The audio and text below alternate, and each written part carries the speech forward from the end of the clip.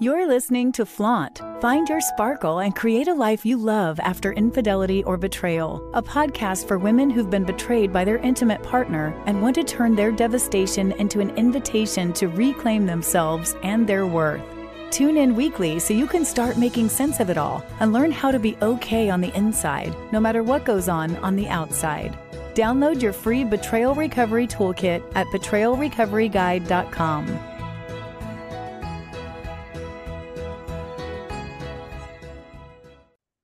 Hello and welcome to Flaunt. Find your sparkle and create a life you love after infidelity or betrayal.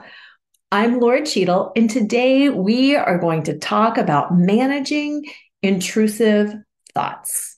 That's a big one, isn't it? I know that when you look at surveys, managing intrusive thoughts and having intrusive thoughts is one of the number one problems that people complain about. I also know from my experience coaching people that managing intrusive thoughts is a huge deal. And I think most importantly, I know from my own experience how hard it is to manage intrusive thoughts. So that's what we're going to talk about. We are going to talk about intrusive thoughts, and we're going to talk about how to manage them both in the moment, strategies that you can use like in that moment where suddenly the whole affair situation hijacks your brain and you feel like you're going crazy because you can't focus on what you want to focus on. And we're also going to talk about some long-term strategies that can help you break out of that patterning. Because basically, that's what it is. It's patterning. So buckle up and we are gonna get going. Okay, first, let's talk about what intrusive thoughts are. Intrusive thoughts are just thoughts that bing, pop up in your brain when you're doing something else, and then suddenly you can't stop thinking about it. It's kind of like when you got a song stuck in your head and you're like, are you kidding me? I don't need this song in my head right now. Why is this song in my head right now? And you're trying to focus on something else and the song just keeps popping up. Earworm, that thought, that song, whatever it is an intrusive thought. It's invading your brain space. It's invading your day. It's making it so you can't think about what you want to think about. You can't be present in the moment because your brain is like, hey, look over here. So you can't enjoy dinner. You can't enjoy intimacy. You can't read a book and stay focused. You can't watch a movie because all of these thoughts are crowding in and overwhelming your system. So that's what intrusive thoughts are. Now, in case you're thinking, I feel crazy, you're not. It's super, super common to have intrusive thoughts after infidelity. Here's a few of the different common places that can pop up. When you're trying to be intimate, when you're trying to rebuild, either physically or emotionally, whenever you're opening yourself up again, whenever you're starting to open up your heart, your head, your body, your spirit, your mind, whatever it is, that's when intrusive thoughts tend to come in. Why? Because they're protecting you. So on one hand, you're like, yes, I want to connect. I want to be intimate again. I want to be open. I want to feel like normal again. I want to feel like me again. And your thoughts come in and they're like, oh no, this is not normal again. No, you don't. We're changing this all up because it's not normal again.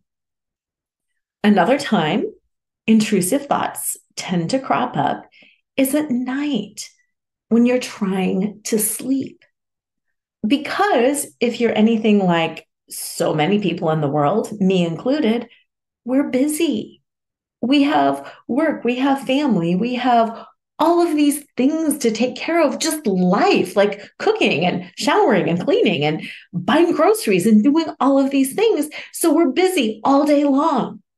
And then nighttime rolls around and floods of intrusive thoughts come in because it's the first time that we've slowed down enough and our mind has not had the opportunity to process.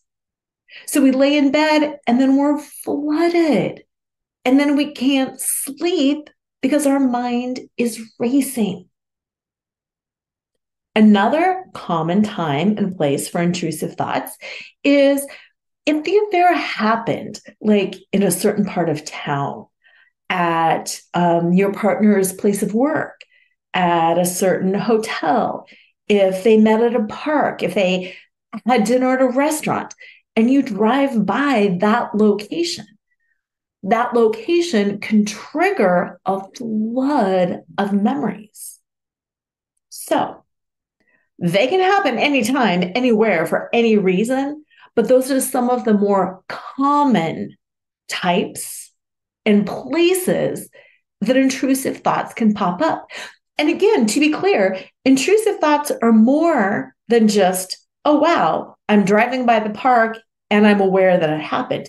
It's truly when it hijacks your thoughts and suddenly you're not thinking about meeting your friend at Starbucks. You're not thinking about going to the gym or practicing yoga. You're not thinking about anything else. You're obsessing. Now, the psychological impact of obsessive thoughts really rocks your well-being.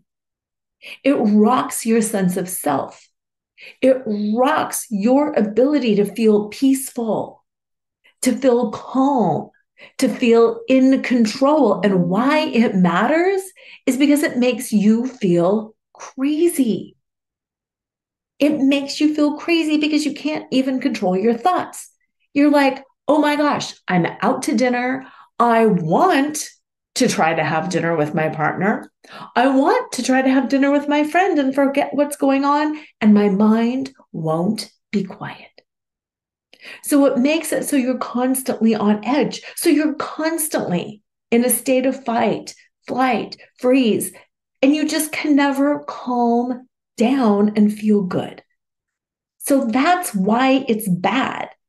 It's bad because it steals your sense of peace and well-being.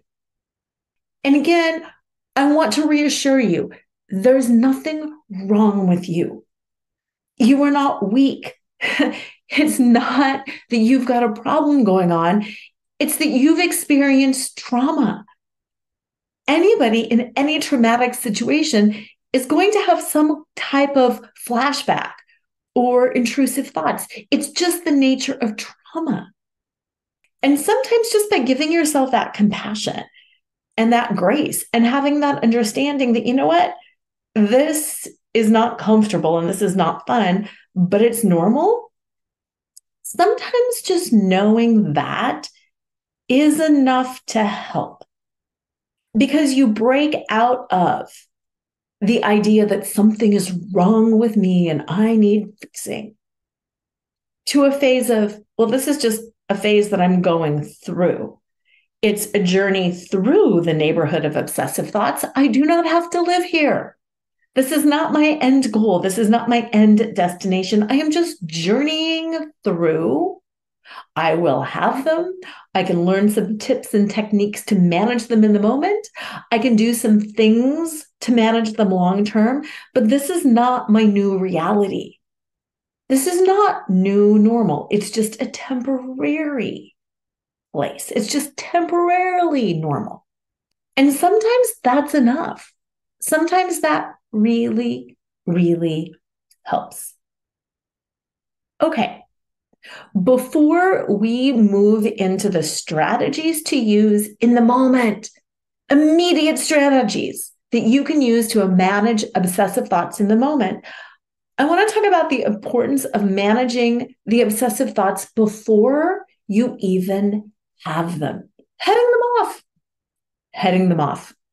Because yes, we're going to talk about short-term and long-term strategies, but the truth of the matter is it's so much easier if you just don't have them, right? Because then you don't have to manage them at all. The best way to start managing them short-term is by identifying what is causing them, identifying the triggers, identifying, does it tend to happen when I'm in a certain physical location? Does it happen when I'm at home? Does it happen, like I said earlier, driving by a park or an office building? Does it have to do with the location? Because if you can tie it to a location, then temporarily you can just stop going to that location.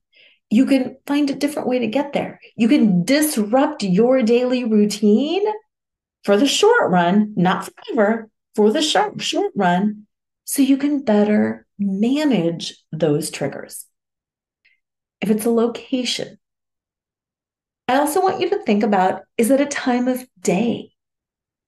Do you tend to obsess at night while sleeping, while driving to work?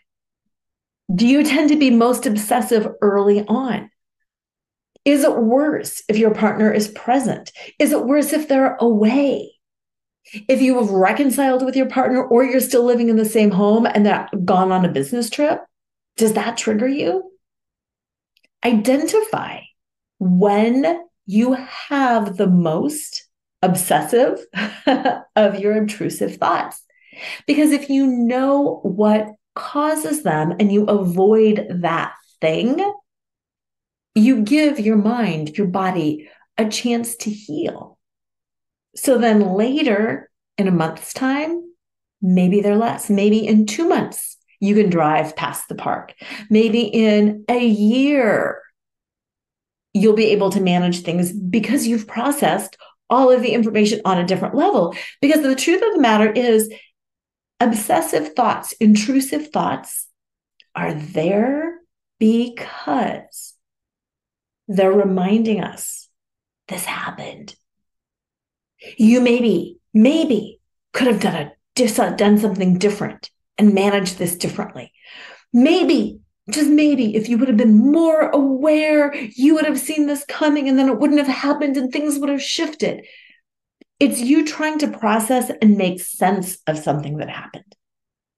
And it's your brain scanning the environment, scanning the past, and looking for clues. Because the truth of the matter is, it's so awful. It is so freaking awful to go through infidelity and then to realize, like, I had the wool pulled over my eyes. I was lied to. I didn't see this. Can I tell you that just about everybody that I work with, just about everybody, these are the words: I was blindsided. I was blindsided by my partner's infidelity. I had no clue it was coming. Me either. I was totally blindsided. I thought we had a good relationship. I thought we had quote unquote normal marital issues. I didn't think there was anything ever that would cause him to cheat. I never saw this coming. And my guess is that you probably didn't either. And when that's the case, the intrusive thoughts are just your brain trying to keep you safe, trying to say, well, if I can figure it out from before, I can figure it out if it ever happens again. My brain couldn't keep me safe last time, but it's going to keep me safe this time. My brain didn't see what was going on last time, but next time, if I analyze all of this, it's the totally Monday morning quarterbacking. If I can rewind the tapes and watch it and see where it went wrong, then I can figure it out next time and I can see it coming. Like I said earlier, flashbacks, intrusive thoughts, it's characteristic of trauma because that's what we do. We replay the situation in our minds over and over and over and over, trying to see where we, quote unquote, went wrong. But here's the thing, just like with so many trauma situations, you didn't do anything wrong. You didn't cause the infidelity. You didn't do anything wrong. So rationally, the idea that you can rewind and keep replaying this over and over and over and over until you see something different, you're not going to see something different because you didn't do anything wrong, because this is not your fault, because it's not about you, it's about them. And sometimes until your brain can get a handle on that and realize, oh, I can rewind this tape and watch it 1,000 times, and I'm never going to see anything different, and I'm never going to see anything wrong because I didn't do anything wrong, because there was nothing I could do. Sometimes until you get that, until your brain gets that, those thoughts just keep coming. So this is this section that we're talking about right now is preventing the thoughts. And I said, okay, think about what triggers it and don't do that. But then I also want you to start really shifting your perspective around why you're having these intrusive thoughts. Your brain is trying to see what you did, quote unquote, wrong, so you can do it right next time. Shift that perspective. It's not about you. You didn't do anything wrong, so there's nothing to see. And sometimes when you just talk your brain down like that and remind it, you didn't do anything wrong. You can't figure this one out. This is not yours to figure out. That's when your brain finally calms down. Because it's true. There is nothing that you can figure out because you didn't do this wrong. Your partner is the one who made the choice to cheat. Whole different tangent here, but people often say, how do I know my partner won't do it again? And what I always say is, your partner has to figure out why they did it. They have to watch this tape time and time and time and time again, and they have to identify their moment. Not necessarily their why, but their moment or their moments where they slowly started down this slippery slope of cheating. They are the ones that have to rewind and watch this over and over and over and over and over again so they can identify, wow, my feelings were hurt here. Wow, I was seeking external validation there. Wow, I felt hurt there. Whoa, I slipped into some sort of addiction there. Wow, I've got an anger issue there. They are the ones that need to rewind and watch and figure out what to do differently next time. Because who can prevent cheating? The cheater. The cheater is the one who can prevent cheating.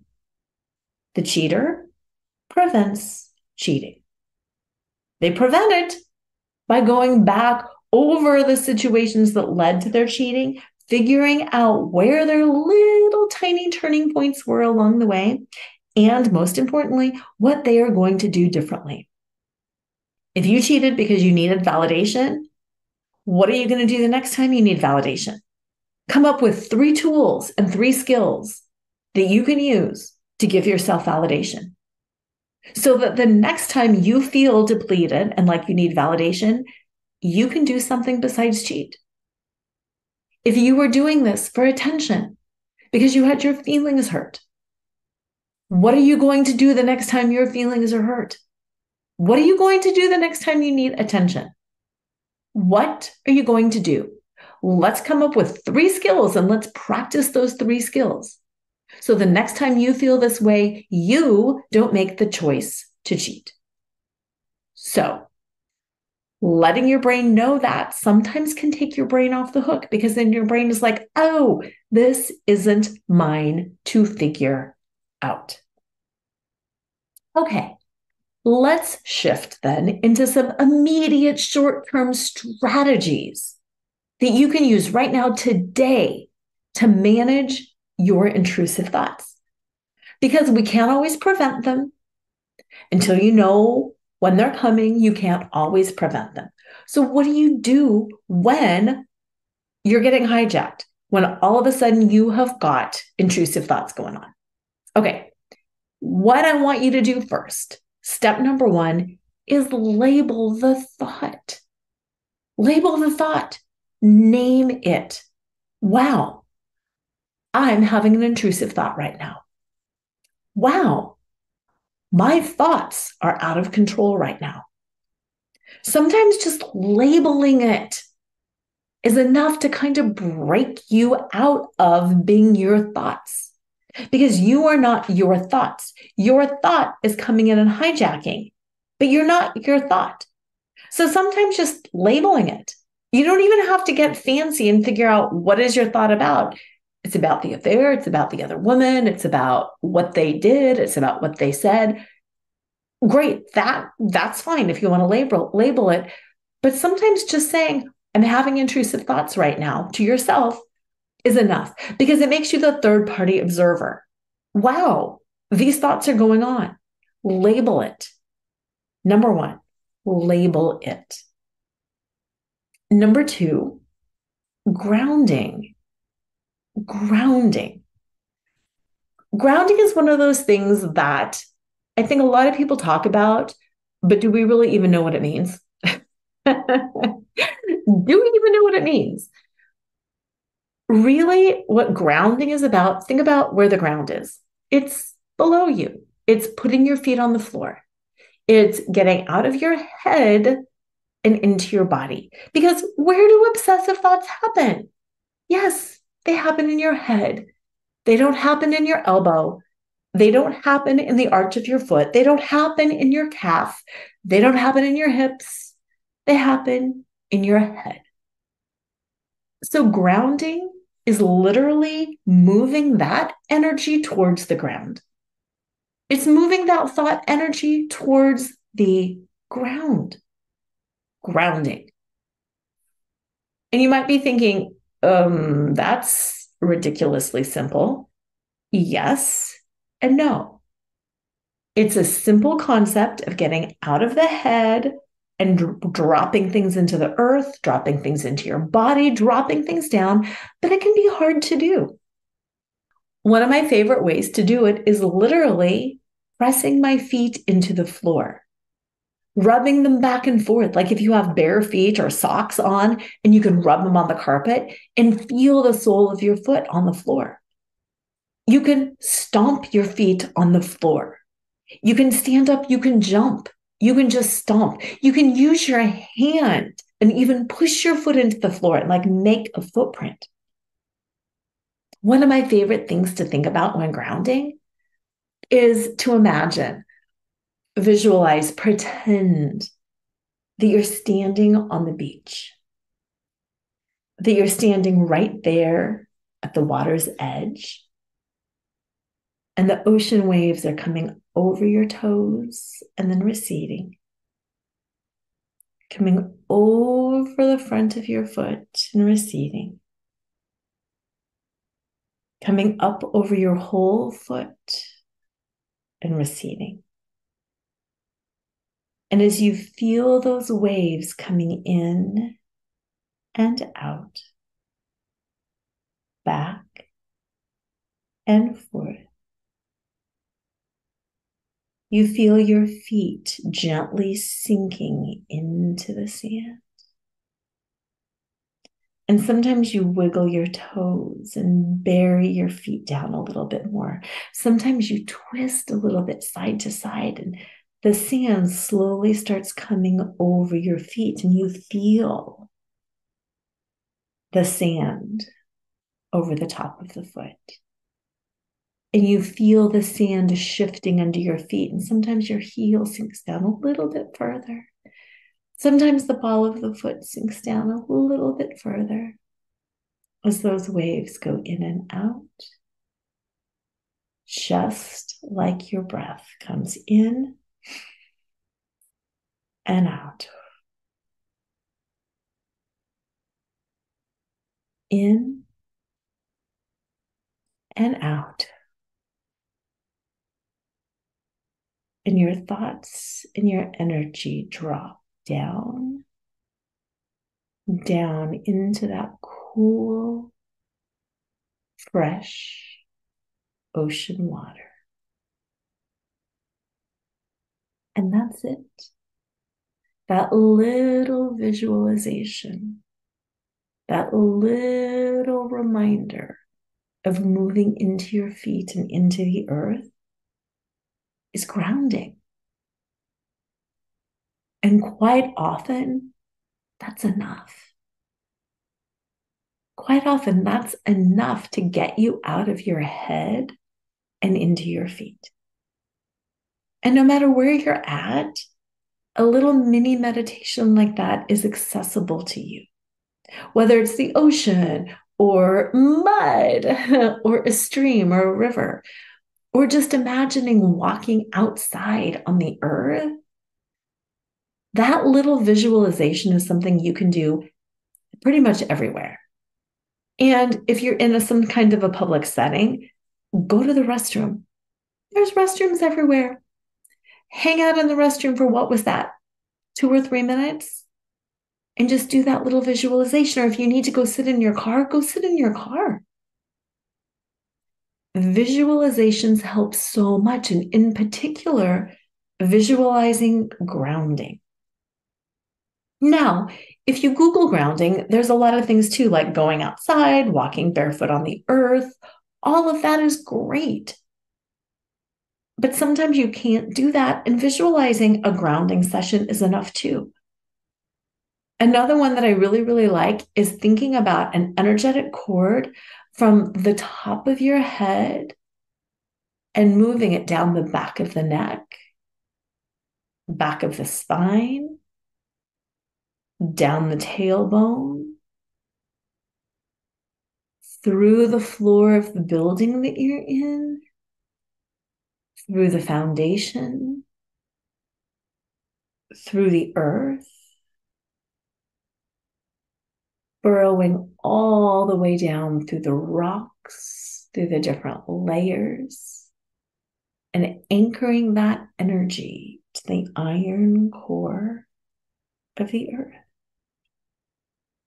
And then running those intrusive, obsessive thoughts down that grounding rod on the inside of your spine, all the way into the center of the earth. Again, fast, simple. Play with your own kind of visualizations.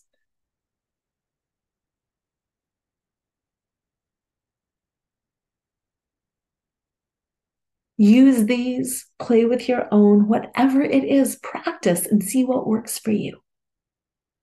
Another thing that really helps is breathing exercises.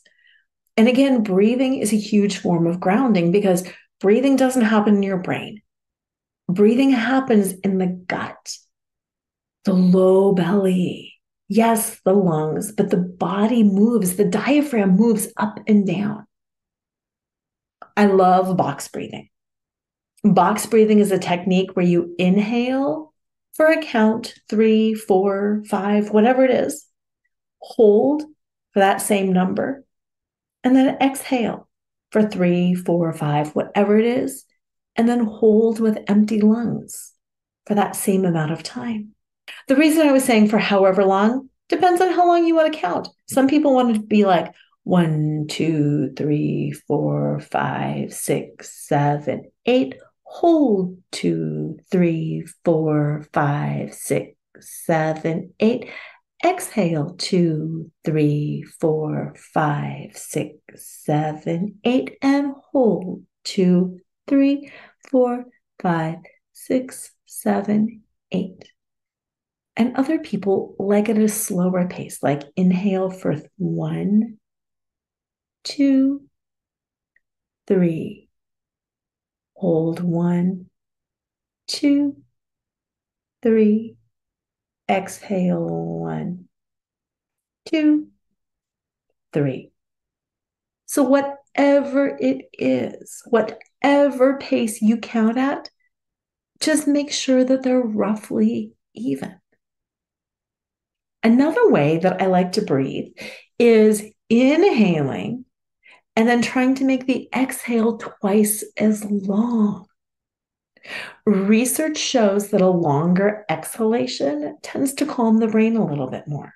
So again, however you want to count is up to you. You can count slow, you can count fast, it doesn't matter. But if you're inhaling for a count of 2, then exhale for a count of 4.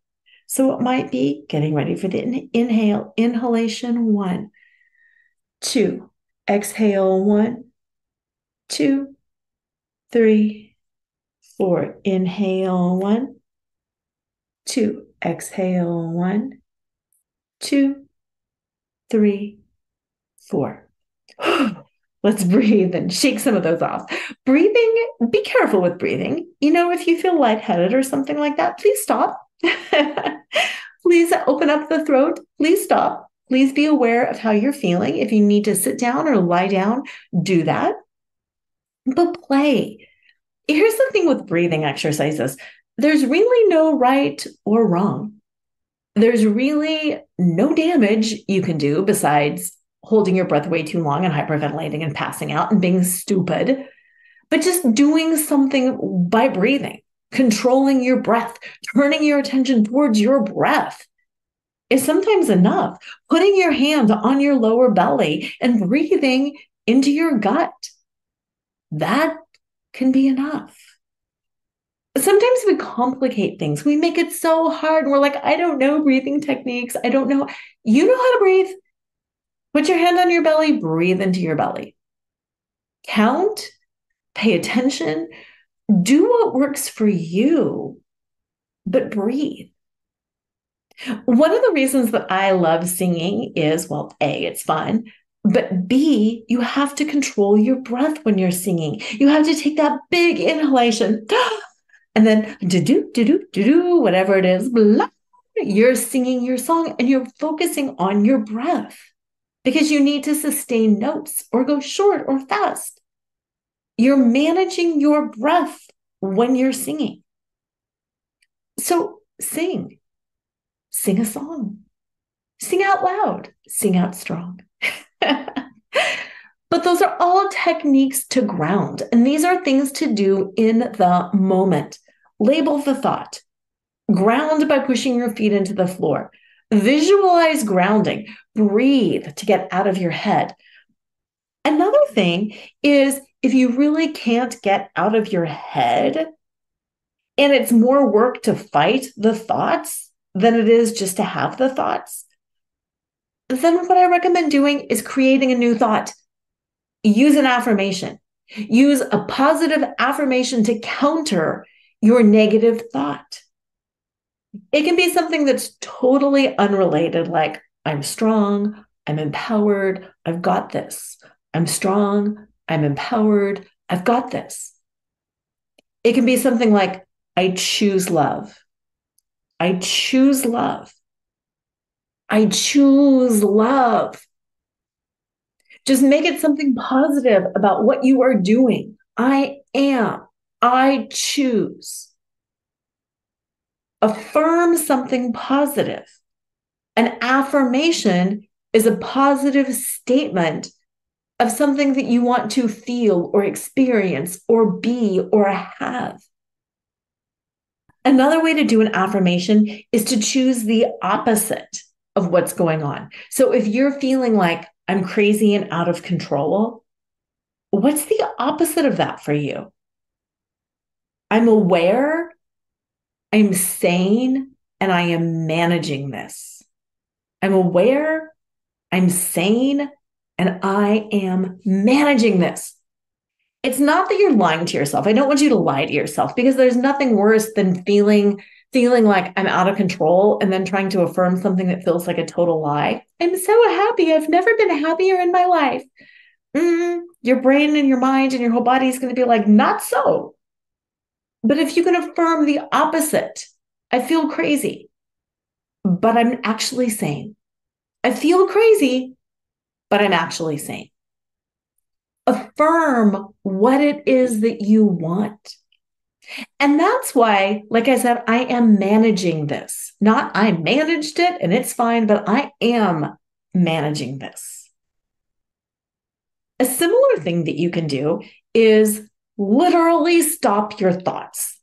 And this one works crazy well for me. There's some visualization, but I will visualize a stop sign and I will say out loud, stop. Stop this. No more. And me speaking it out loud, me commanding my brain makes my brain listen. Stop. No more. Not thinking about this. Sometimes that very strong command can help. And then on the flip side, sometimes just telling my brain, thank you. Thank you for trying to keep me safe, but I've got this. Thank you for keeping me safe, but I've got this. I don't need you on this one. Thank you. I've got this. And then again, if things sometimes keep coming up, I will ask my brain, what are you trying to get me to see? Like, what is your purpose on this one? Why won't you cooperate on this one? Because I'm in charge here. I'm the adult. What are you trying to get me to see? What are you showing me? And it's interesting because usually my brain will be like, I'm showing you that I'm afraid. I'm trying to keep you safe. Oh my gosh, I'm so sorry. But sometimes my brain is like, I'm really trying to get you to see this.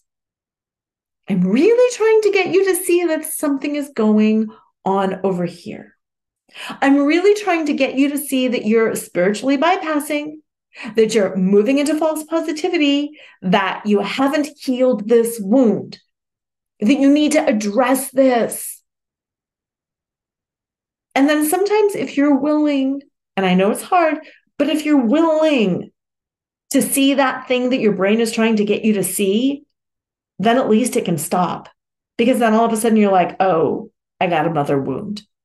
Or, oh, I've got a father wound. Or, oh, yeah, I think my partner is a narcissist and I've been trying to Pollyanna this. Or whatever it is. Sometimes it's not even if they're related. Sometimes your brain is just trying to get you to see something else. This is a pattern.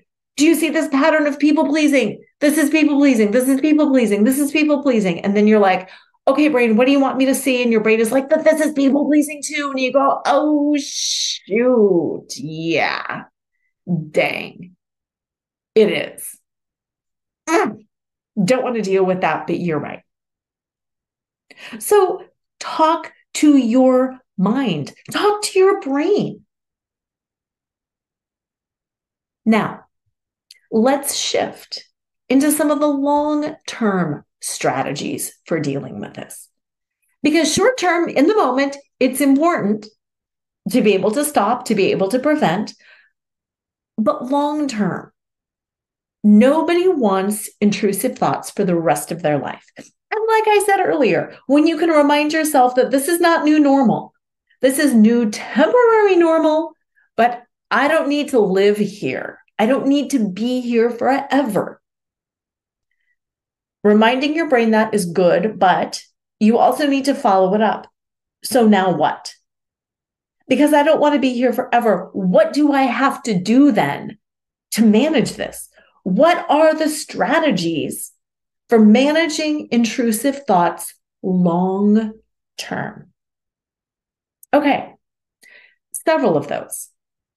First of all, and this is such a tough one, and I actually hate using the words, but I'm going to use the words anyway, because you'll understand what I mean when I talk about these words.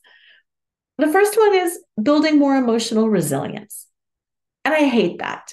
I just hate that, because when we're so beat up and when we've been put through something that like no human should have to go through, to me, it feels so condescending to be like, oh, you can build emotional resilience. When inside I'm thinking, forget that. I don't want emotional resilience. Enough. I'm done. Let me be weak. I choose weakness. I don't want this. What I mean by true emotional resilience, though, is resilience within yourself for yourself. I don't want you to be resilient so you can deal with more crap from the world. I don't want you to be more resilient so more people can dump their junk on you. I don't want you to be more resilient so you can suck it up and manage everybody else's stuff. That's not what I'm talking about. I'm talking about this internalized sense of resilience that you have compassion for yourself, that you're giving yourself grace, that you can drop the ball on quite a few different things and that you're not going to beat yourself up for it. You know what? Your workout routine might suffer. Your diet might suffer. Your sleep might suffer. Your relationships with friends and family might suffer. Your job might suffer. You might lay on the floor for a week, on and off for a month. It doesn't matter. You're going through something huge. This is hugely traumatic.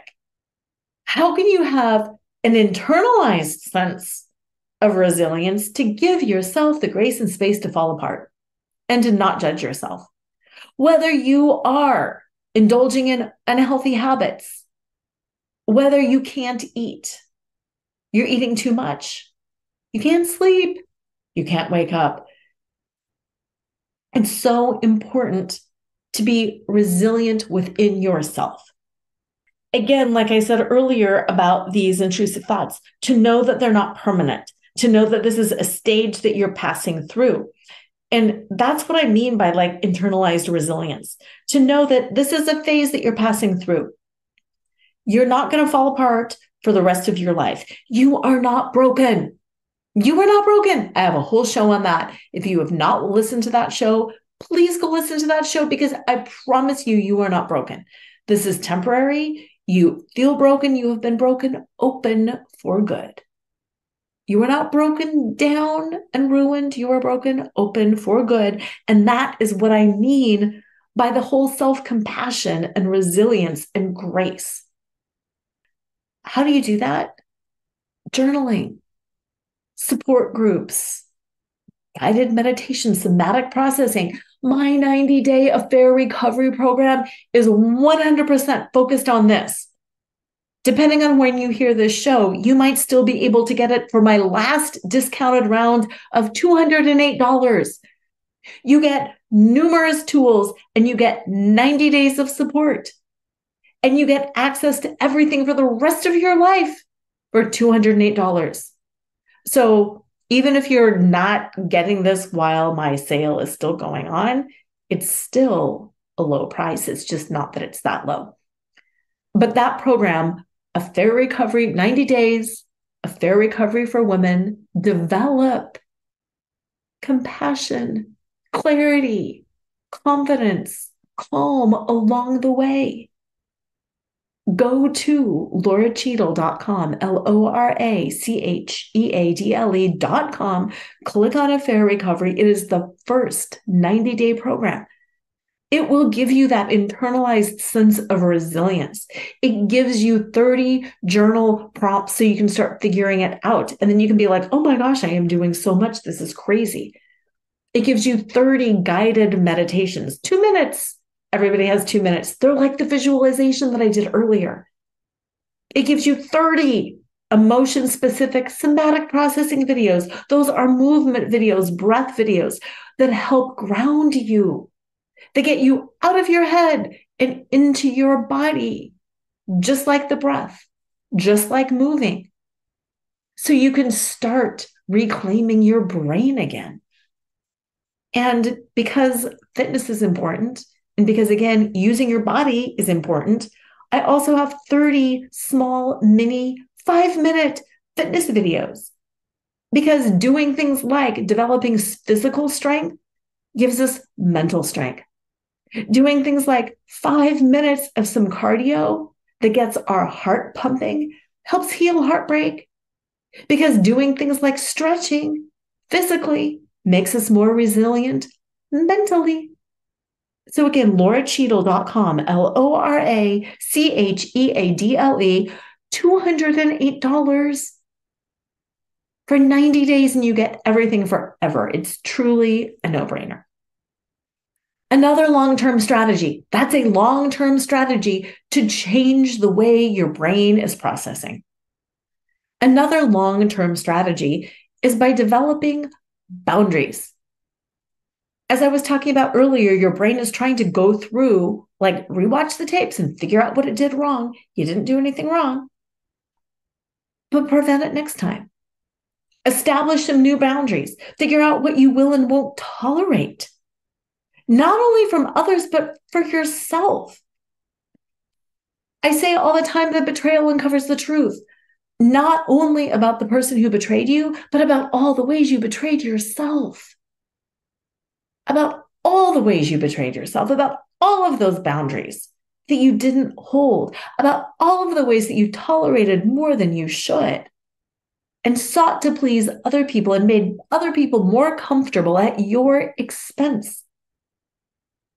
So when you start establishing healthy triggers, when you commit to never betraying yourself again, suddenly all of those intrusive thoughts go away because your brain doesn't need to keep you safe anymore because you are keeping yourself safe.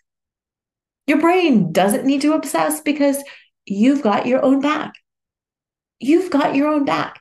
Now that, not to like go through all of my own programs, but that's my Rise and Reign program. That is my 6-month program. That is about the ultimate, the gold standard, about truly having your own back, figuring it out, establishing your boundaries, figuring out what you will and won't tolerate. Like, that's it. That is the gold standard. Rise and Reign, if you're interested. Same thing, LoraCheadle.com. But I don't want to talk about me. I want to talk about you. And I want to talk more about these strategies for managing intrusive thoughts long-term. Another thing that you can really do is you can focus on a routine. And I know this sounds kind of silly sometimes, but when you have a routine, it allows your brain to relax. Now, this can be a double-edged sword, but and I'll talk about why it's a double-edged sword in a minute, but having a routine, I get up, I walk, I journal, I do a quick meditation, I stretch, I take a shower, whatever it is. When your brain knows what to expect next, it's going to jump to the next thing that it expects. Doing things in the same order most of the time, having a routine is healthy. I want you to think about your bedtime routine. Taking out your contacts, brushing your teeth, washing your face, taking a shower. Like, we do things in the same order. I always take out my right contact first. I always put in my right contact first. We always brush our teeth in the same order. Our brain knows what to expect, and then it helps run on autopilot. So when you have a routine throughout your day, but most importantly, at the times when those intrusive thoughts are problematic, then your brain can just move into default mode and it won't be kind of like left hanging. So if you're having obtrusive thoughts at night, establish a really powerful evening routine. Instead of letting your brain hang out and kind of thinking, what should we worry about? Use your journaling then. Do your meditation then. Do some stretching then. Go take a walk. Look at the stars. Do whatever. Read a chapter of this. Journal on that. Set whatever it is. So your brain is like, oh, next is this. Whoop. Next is the walk. Whoop. Next is rubbing lotion on my elbows. Whoops. Next is rubbing lotion on my cuticles. Whoops. When your brain has a routine, it's so occupied taking care of the routine that it has a tendency not to obsess. It has a tendency not to obsess because it knows what is happening. Now, this is similar to what we talked about earlier with the affirmations. And the affirmations I put in the short-term category because it's something that you can do in the moment. When you recognize that thought, then you can immediately affirm something that's positive. The next tool that I'm talking about in the long-term strategies, however, is a gratitude practice. And that's similar and different, but a gratitude practice. And I'm putting it here by the routine because it's a routine. It's a practice. It's a practice of having gratitude and to feeling gratitude. It's not just making a list and looking around. I'm grateful for the trees, and I'm grateful for the sun, and I'm grateful for my iced tea, and I'm grateful for my coffee, and I'm grateful for my friends, and for my cell phone, and for, you know what I mean? It's not just going through, it's having a practice of noticing things. It's having a practice of, like I said earlier, and if obsessive thoughts are happening at night, have a strong nighttime routine so your brain knows what to accept. So if you have a gratitude practice as part of that, then you go back through the day and you start from when you woke up and you think about those moments of things that you were grateful for. I was so grateful for that smell of coffee. And you smell that coffee in your mind. And you think about holding that warm cup and tasting the coffee, and you're actively grateful for it. And then you think about your drive to work, and maybe it was a horrific commute, and your mind might go down the negative path if it was a horrible commute. But then you think about that one person that let you in, or you think about the beautiful sunrise that you saw on your way to work, and you shift and you feel that, and you think, gosh, that was such a pretty sunrise.